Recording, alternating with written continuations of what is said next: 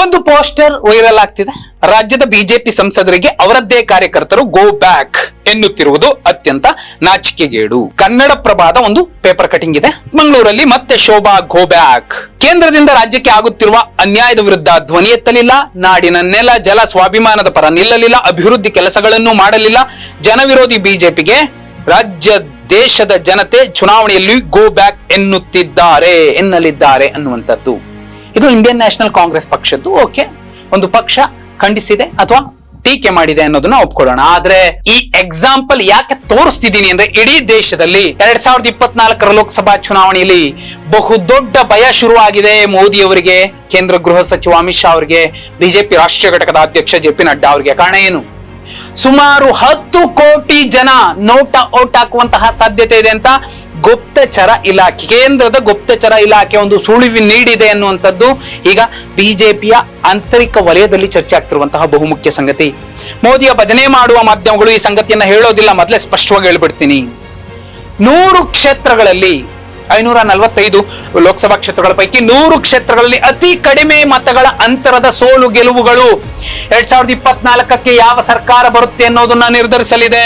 2019 ಲೋಕಸಭಾ ಚುನಾವಣೆಯ ಸಂದರ್ಭದಲ್ಲಿ ಸುಮಾರು 93 ಲಕ್ಷ ಜನ ನೋಟಾಗಿ ಮತ ಹಾಕಿದ್ರು. ಈ ಪೈಕಿ 65 ಲಕ್ಷ ವ್ಯಾಲಿಡ್ ಮತಗಳಾಗಿ ನೋಟಾ ಆಗಿ ಪರಿವರ್ತನೆ ಆಗಿದ್ವು, 28 ಲಕ್ಷ ಮತಗಳು ಇನ್ವ್ಯಾಲಿಡ್ ಆಗಿದ್ವು.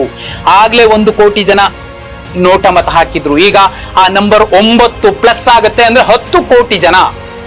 ದೇಶದಲ್ಲಿ 65 ಕೋಟಿ ಜನ ಮತದಾರರು ಇದ್ದಾರೆ, 65ಕ್ಕಿಂತ ಜಾಸ್ತಿ ಇದೆ. ಆದ್ರೆ ಲಾಸ್ಟ್ ಟೈಮ್ ವೋಟಿಂಗ್ ಆಗಿದ್ದು 65 ಕೋಟಿ ಜನ.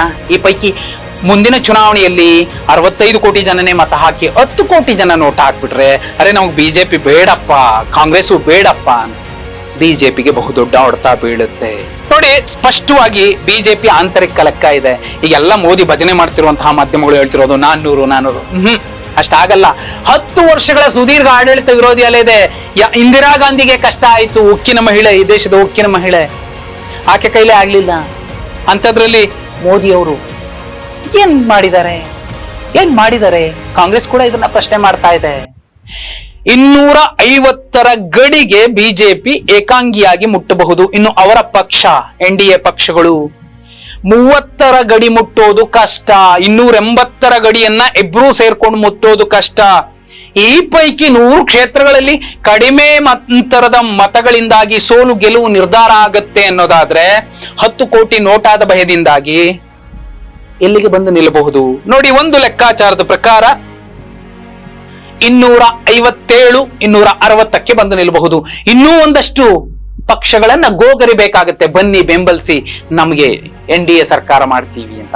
ಈ ಸ್ಥಿತಿ ನಿರ್ಮಾಣ ಆಗಬಹುದು ಅಂತ ಕೇಂದ್ರ ಗುಪ್ತಚರ ಇಲಾಖೆ ಸ್ಪಷ್ಟವಾಗಿ ಹೇಳ್ತಾ ಇದೆ. ಅರೆ, ರಾಜ್ಯದಲ್ಲೇ ಒಂದು ಕಡೆ ದಕ್ಷಿಣ ಕನ್ನಡದಲ್ಲಿ ಪುತ್ತಿಲ ಎದ್ದು ನಿಂತಿದ್ದಾರೆ.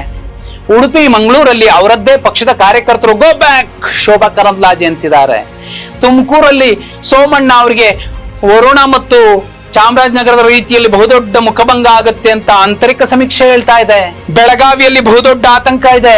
ಮೈಸೂರು, ಕೊಡಗಲ್ಲಿ ಈ ಸಲ ತಿಪ್ಪರಲಾಗ ಹೊಡೆದ್ರು ಕೂಡ ಪ್ರತಾಪ್ ಸಿಂಹ ಅವ್ರಿಗೆ ಗೆಲುವು ಸುಲಭ ಅಲ್ಲ ಅಂತಿದೆ. ಮಂಡ್ಯದಲ್ಲಿ ಕೆರಗೋಡು ಪ್ರಕರಣನ ಕೆರ್ಕೊಂಡು ಇವರೇ ಮಾಡ್ಕೊಂಡು ಈಗ ಸೋಲು ಗೆಲುವು ಅನ್ನೋ ಆತಂಕದ ಮಧ್ಯೆ JDS ಇದೆ. ಹಾಸನದಲ್ಲಿ JDS ಗೆಲ್ಲುತ್ತೆ ಅಂತ ಗ್ಯಾರಂಟಿ ಇಲ್ಲ.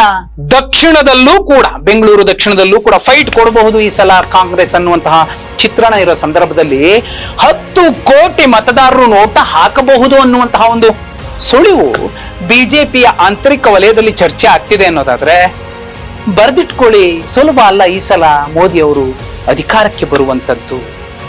ಇದು ಬಹುಪಾಲು ಮಾಧ್ಯಮಗಳು, ಅದರಲ್ಲೂ ಡಿಜಿಟಲ್ ಮಾಧ್ಯಮಗಳು, ಮೋದಿ ಭಜನೆ ಮಾಡುವಂತಹ ಮಾಧ್ಯಮಗಳಲ್ಲ, ವಸ್ತುನಿಷ್ಠ ವರದಿಯನ್ನು ಮಾಡುವಂತಹ ಮಾಧ್ಯಮಗಳು ಹೇಳ್ತಿವೆ.